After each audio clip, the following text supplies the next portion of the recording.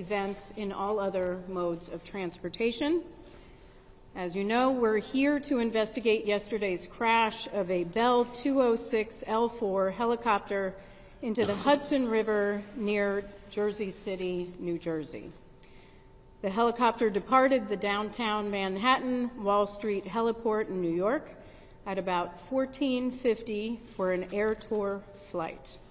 The helicopter is owned by Meridian Helicopters, LLC, which is based in Broussard, Louisiana, and operated by New York Helicopter Charter, Inc. Before I go on, I want to extend on behalf of the entire NTSB our deepest condolences to those who lost loved ones in this tragic event. I also want to start by thanking the first responders. This was a tremendous, tremendous effort. And I want to thank specifically, first and foremost, the mayor for allowing us to be here in City Hall and do this press conference, and for all the support that you've given us and the team.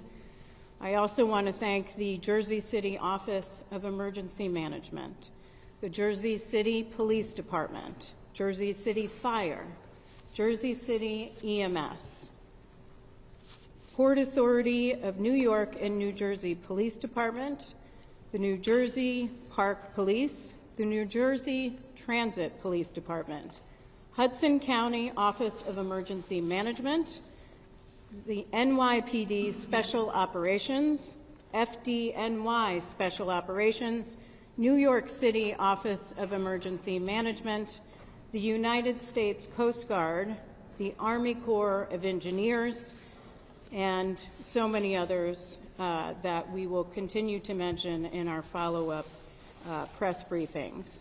Now, I want to set expectations for this press conference. This crash occurred yesterday at about 3:15 p.m., so we're not even 24 hours later. Rightfully, the focus yesterday was on, first and foremost, victim recovery, and then wreckage recovery. Our investigators, the NTSB, we stay out of the way when victim recovery efforts are in process. That is first and foremost, most important.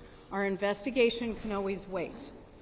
Once that was done, we had Luke Chiata, who is our chief of our Eastern region, who lives right here in New York, on scene as part of the wreckage recovery operations.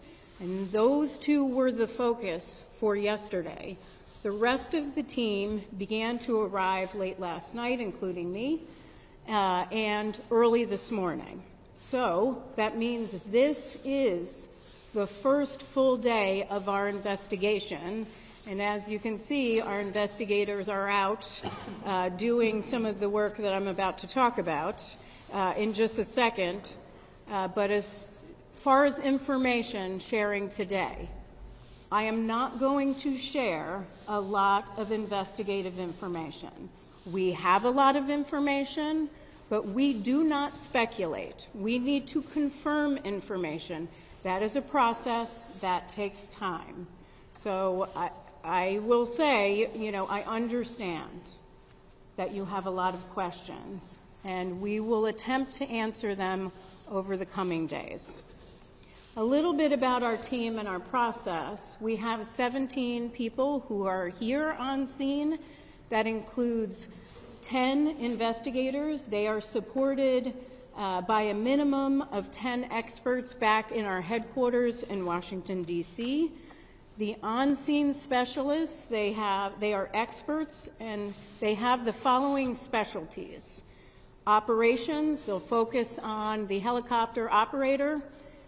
They'll look at the owner of the helicopter itself, and they will look at pilot qualifications and other information. We have experts on helicopter airworthiness, on structures, and on systems. We also have our evidence management team here, as well as our transportation disaster assistance team, which is responsible for working with the family to get them the assistance they need throughout the course of the investigation, not just here on scene, but in the coming days, weeks, and months throughout the investigation to the issuance of our final report, and sometimes for months and years beyond.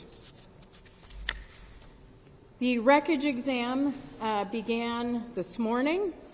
Our team, I was there, our team began pulling components and the engine off the wreckage and other components that they would like to more closely examine. Most of their focus was to turn it upright and move the helicopter or the wreckage inside so that they can begin to do a more comprehensive examination and get to the other side of the wreckage that was against the pavement. We also are aware that there are dive teams. The New York Police Department is still diving for components and pieces of the helicopter that we are still looking to recover.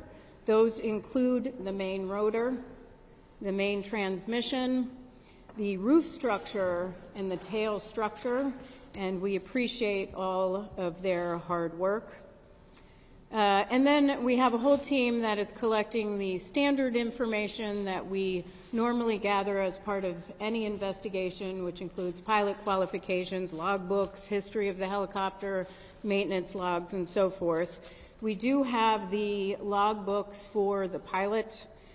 The pilot held a commercial pilot certificate with rotorcraft and instrument ratings. The pilot reported 450 hours of total flight experience on his most recent medical, which was issued on September 20th, 2024.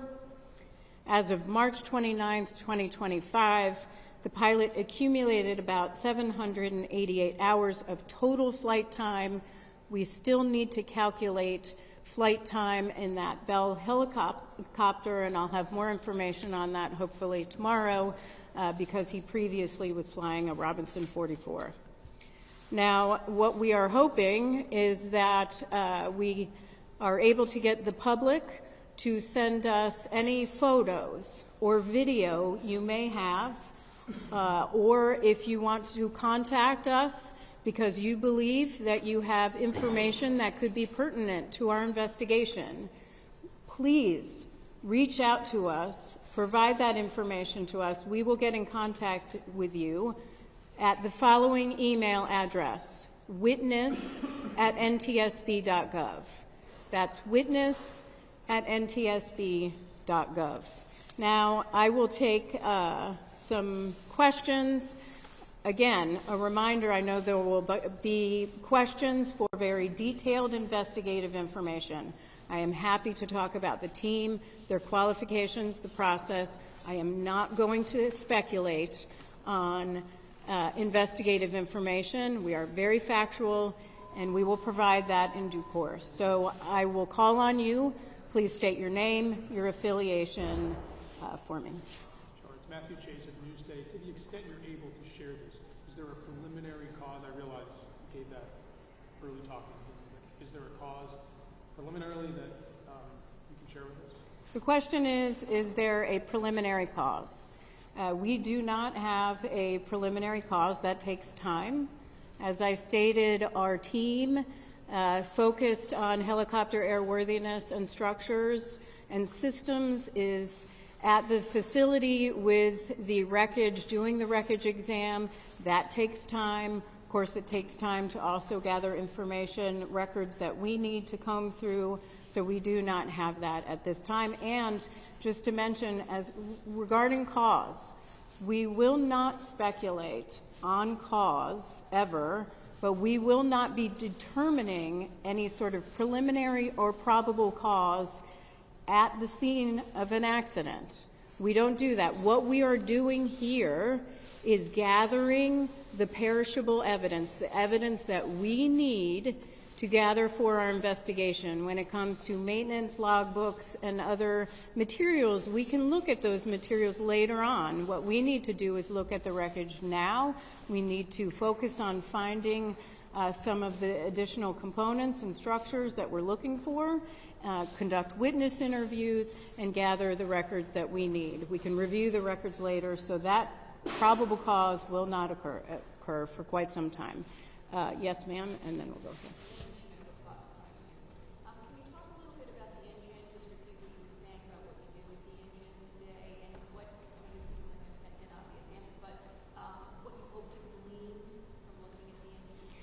So the question was what we were doing with the engine. Nothing that we would not normally do as part of our standard investigation, where we would have wreckage and we'd start separating some of the components that we always look at that's standard in our investigation. Of course, we'll have a team that always looks at engines or power plants to evaluate them as in standard course of our investigation. So nothing in particular.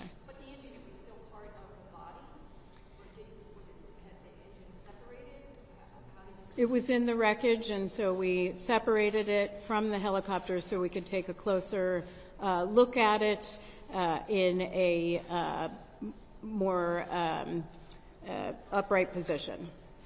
Yes, sir. Thank you for taking the question. Sam Rocco, NBC News. Broadly speaking, what do you think the physical evidence will tell you about what caused this crash? And then also, this particular company had a couple of serious incidents in the last several years. Do you think that will be relevant to your investigation? The question is, what will us looking at as part of this investigation on scene tell us about cause, and what will we be looking at related to the safety history as part for this particular helicopter company? First of all, we always look at safety history. That's a standard part of all of our investigations, so we'll collect that not just from the Federal Aviation Administration, that is a party to every single one of our investigations, but we'll also ask those questions in interviews and get other information that will help us get a very broad view and detailed information about the safety history of this particular operator and also the owner of the helicopter itself. With respect to what will it tell us on scene about our investigation, the evidence right now, everything is on the table. We don't rule anything out. We take a very detailed and comprehensive view, and it's way too early in the investigation. It will be too early on scene. That's much later in the investigation. Yes, ma'am.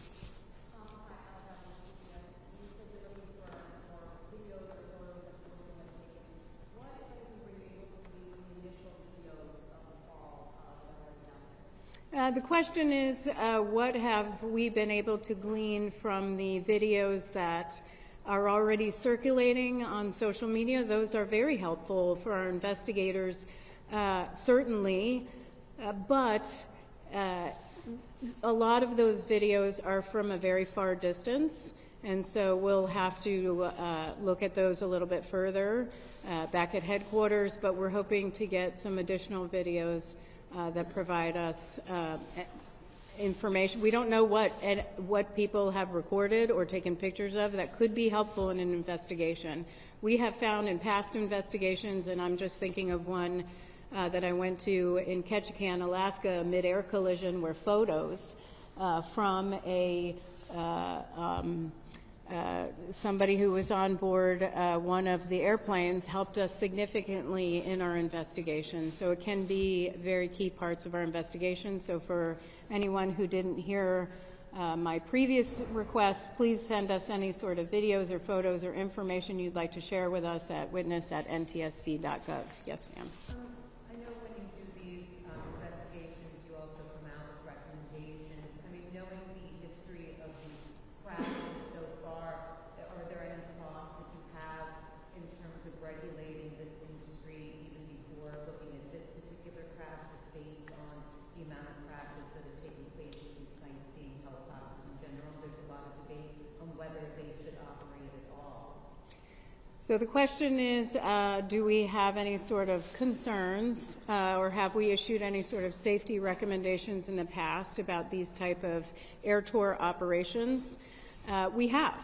Actually, we did. So this particular operator was governed under Part 135 of the Federal Aviation Regulations, but this particular operation was under Part 91. All air tours are. We have issued an entire report on Part 91 operations with respect to revenue passengers. We believe in one level of safety strongly. And that may not look like regulation for a major commercial airline, but we do believe that they should be regulated. We have issued recommendations in the past on recorders, crash-resistant recorders. We've issued numerous recommendations on safety management systems, on particular regulations for Part 91. It's too early to say what we would recommend as part of this investigation. However, this is a concern that we've raised for a number of years. Certainly we raised this after the Fly Nyan crash, and in a specific report that we have online at ntsb.gov focused on Part 91 revenue passenger operations. And so I would direct you actually to that report. It was very comprehensive about our recommendations, specifically about air tour operators. And if you can't find that, our media relations team can help provide that information, because we did issue a set of recommendations to improve safety in this area. And was this operator following those recommendations? That will be part of the question is, was this operator complying with those recommendations? Those are recommendations, not regulations, but we would have to look at that, and that will be standard in this investigation. So thank you very much, sir. And then I'm going to go over here. Have we recovered the rotor? We are looking for the main rotor and the tail rotor right now. The people of uptown Jersey City have been complaining, and myself, about the helicopters flying low between these buildings up here, these 60, 70-story buildings. And we've asked, what's the FAA up in Connecticut, to get them the heck out of here and let them fly down the Hudson River. I'm telling you right now, if something isn't done, there's going to be a disaster where they're going to crash into one of these buildings or crash into the neighborhoods up there. They are annoying and they're bothering. The people have been asking and asking and asking, and nothing has been done. Thank you. There was a comment about, thank you, sir. There was a comment about the concern about these helicopter operations, and thank you very much for sharing that. Appreciate it. Yes. I understand this is just the beginning of the investigation, but everybody sees videos, and I think what people are wondering, how can it be possible that a rotor can break apart in midair in that way, and then at the same time the helicopter, to the point that then it's inverted. I mean, was speed a factor? What would provoke such tragedy? The question is, what would result? How did this essentially? How did this tragedy happen, where a helicopter would break apart in the air? I understand that is a significant concern and a question on everyone's mind. It is going to take time. We need to do a very thorough examination of the wreckage to determine what occurred first and how that occurred. Once we have that, we'll be able to release that to the public. Two more questions? Yes. Sure.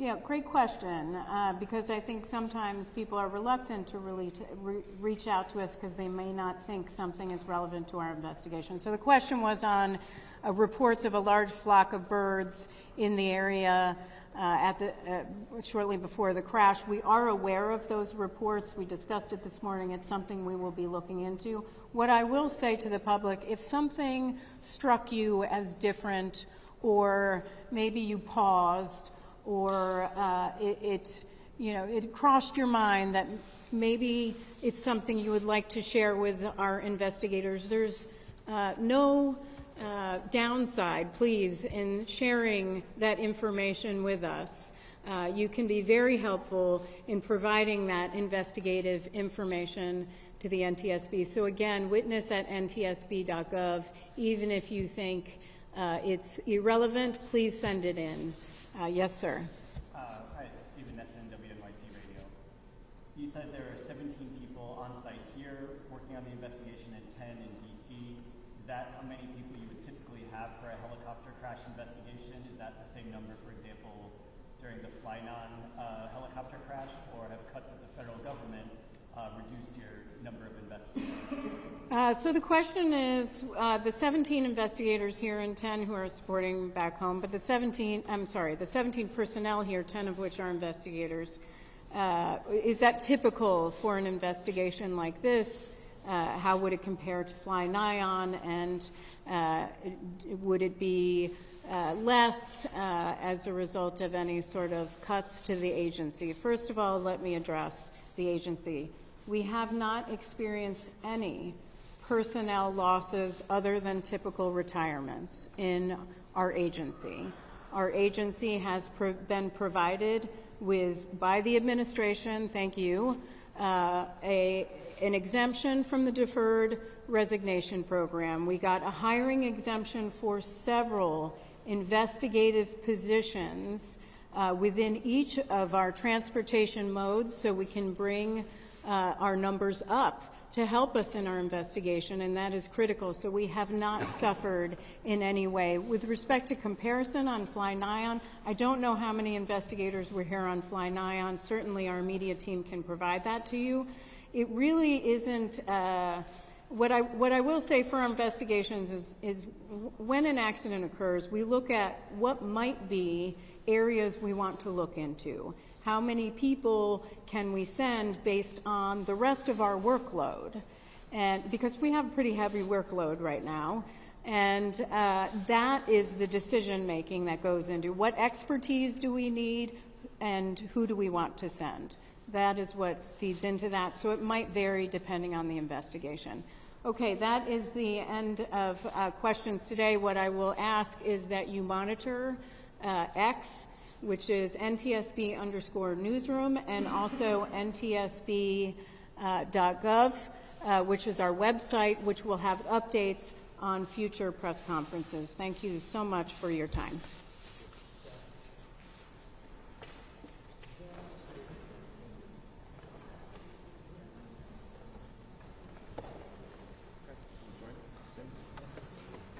Okay. If there's any questions to our emergency management or director of the police, we could answer those as well. If not, we'll close it out and say thank you for coming. Do you know, was there a black box? I know this may be an NTSB question, but do you know if there was a black box? Want to speak to that, Greg? Black box question. At this point, we have been advised that it was recovered. That's part of the dive operations that's currently underway. There is a black box? I don't know, but if there is, that's part of the dive operations that's currently underway. The NYPD scuba. Outer. Yeah, the NYPD scuba team, as indicated by the chair, has been assisting us since the last evening. They're doing a comprehensive search of the crash area. If in fact that item is recovered, that'll be turned over as part of the evidence. You don't know if I don't know if this, right. But is it possible that this model does not have a black box? I have no idea. That would have to be directed to. Yes, Pat.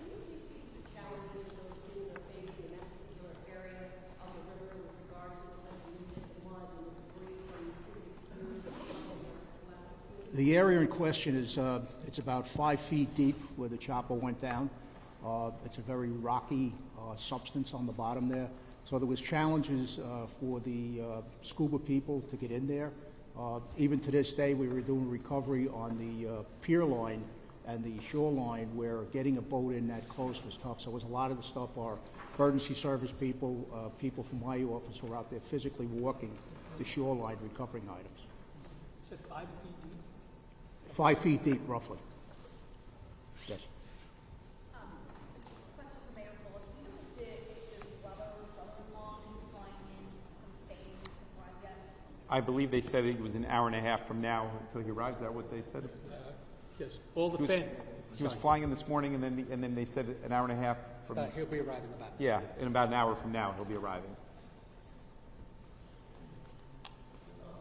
So, question for the gentleman from emergency management: how big is the debris? Yesterday we saw boats spread out quite far. There was some debris found, as far north as Hoboken Terminal. How large of an area are your divers, NYPD divers, having to search? Well, that's the discretion of the Coast Guard. Obviously, they've been establishing where the dives are currently operating. The one location that they're looking at, they've discovered some information based on sonar and things like that. It's approximately 75 feet deep, so it's a pretty wide area right now. Primarily, we're in the area of the crash site and then working outward. But as the dive teams discover items that doesn't appear normal, they're marking them, and then based on the currents and things like that, they'll be back to continue their dives in that area. Can I get clarification on something, just to make sure I heard this right? So where the body of the chopper went into the water, that's 5 feet deep right there? Approximately 5 feet deep. Okay, because there's that video of the blade whirling around, and that went into the water significantly further.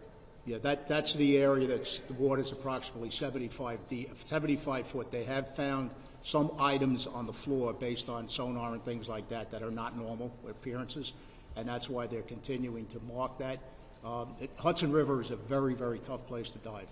So we're dealing with the expertise of the NYPD, and they're going to make sure it's done safely, and we're going to recover what's down there. It may take some time, but they're going to stay there until they have to get what they have to get. Visibility in the water. Excuse me? Visibility in the water. Very, very murky. I mean, I was there last night when they were physically removing the victims. You literally can't see your hand in front of you, but they did a phenomenal job. Okay. Forgive this ignorant question, but 75 feet deep from where? From the shoreline. Greg Kears. Greg Kears, K-I-E-R-C-E. That's not a radius, that's Straight out. straight out. Yeah.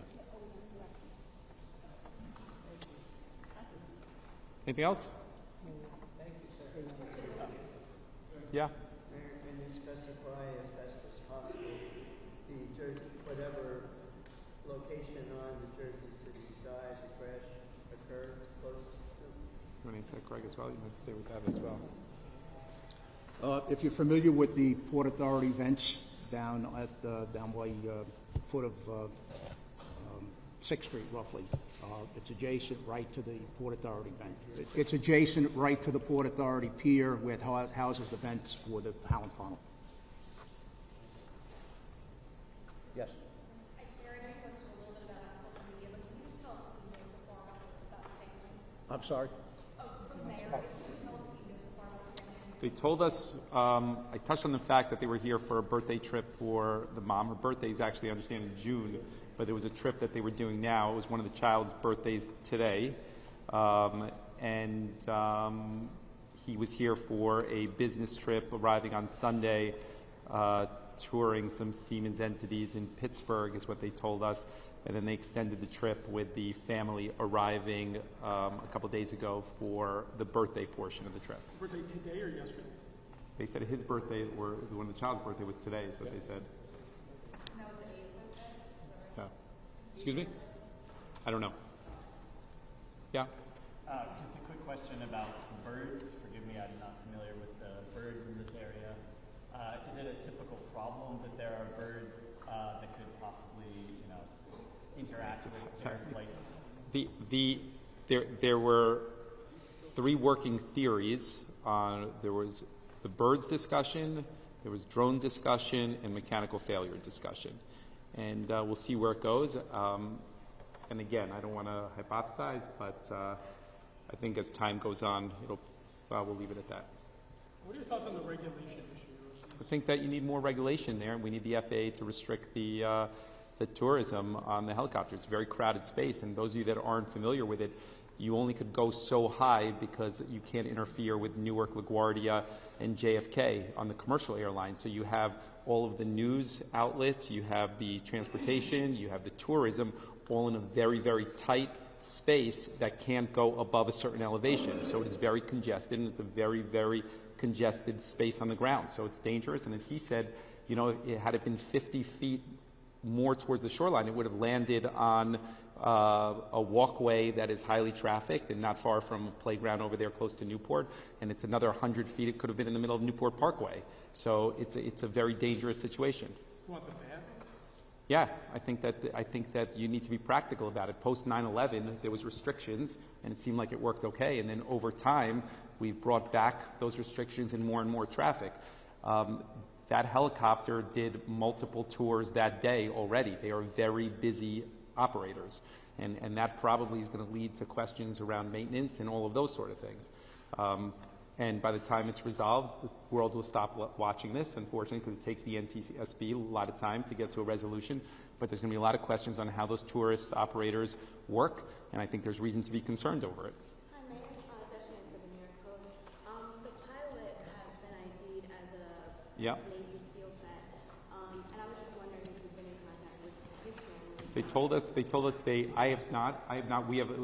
He's been in contact. The mother is in Utah, and he's a veteran and African American male, 36 years old. Yes, 36 years old.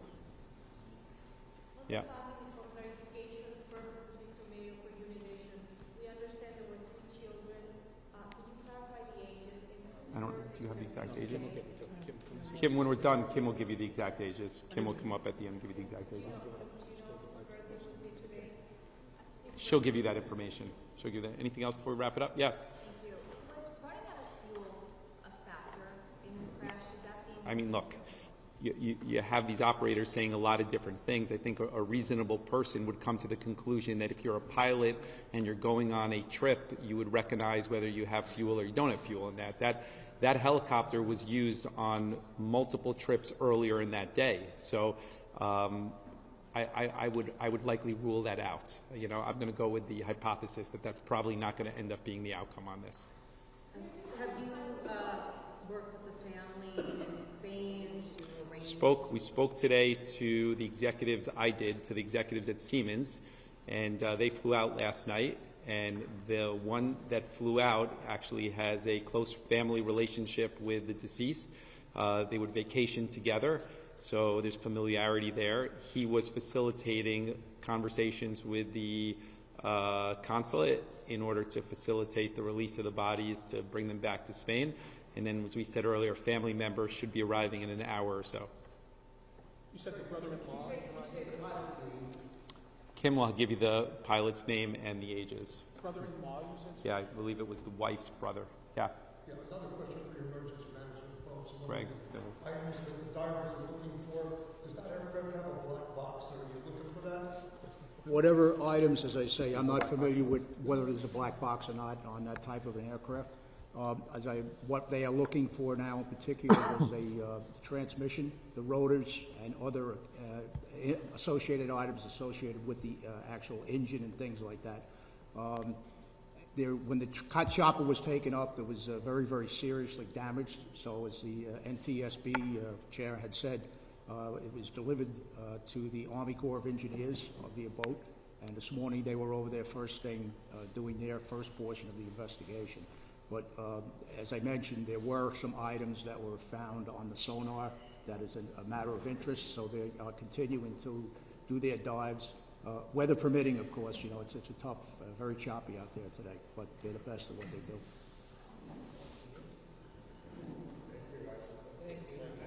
Thank you. You want to give the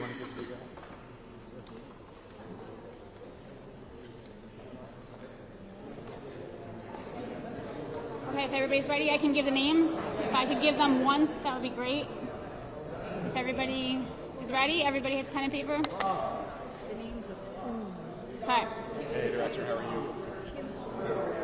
They're asking if you guys can just get down because they're just Wait, guys.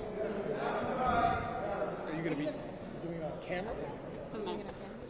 They're asking you to, they're yelling at you. She's not saying anything that's for the camera. She's just giving a name. I'll wait till you're ready. Okay. Spellings. I will give names and spellings, and I'll do it twice. I'll go back over. Please forgive the pronunciation. Augustine Escobar Canidas. That's Agustin Escobar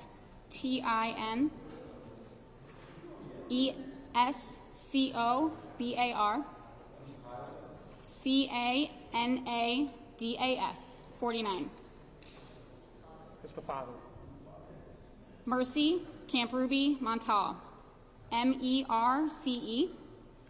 CAMPRUBI MONTAL, 39. That's one word? That's 3 names. Mercedes Escobar Campruby, MERCEDES ESCOBAR CAMPRUBI, 9. Her date of birth was April 11th, 2016. Shawnkeese Johnson was the pilot, 36. SEANKESE Johnson, spelled normally, JOHNSON. And he's 36. 36. I can go through it again if you guys need me Just to. the wife and kids. Okay, so I'll just go through it all one more time so that we don't get asked so much times. All right, so 49-year-old Augustine Escobar Canidas, AGUSTIN ESCOBAR CANADAS, again, 49. Mercy Campruby Montal, MERCE CAMPRUBI MONTAL, 39. Victor Escobar Campruby, VICTOR ESCOBAR CAMPRUBI, 4. Mercedes Escobar Campruby, I'll just spell the first name, MERCEDES. And then the pilot, Shawnkeese Johnson, SEANKESE, Johnson spelled normally, 36. Where's the other child? Those are the names that I have right now. There's 3. Oh, no, there's 2. Yep. Oh, you're right. Those are the only names I have right now. Yeah, Victor and Mercedes. Those are the only names that I have confirmed. Yeah, not the 11-year-old. There are 3 kids, yeah. Augustine Canadas is the dad, right? 49. 49. So why don't you have the, I'm sorry, just, That's what I have confirmed. It's out of my hands. That's what I'm giving. and the two that passed at the hospital, do you know which were, but they were the 2 children, right? Sorry, how old is Mercedes? Yeah, She would have been 9 today.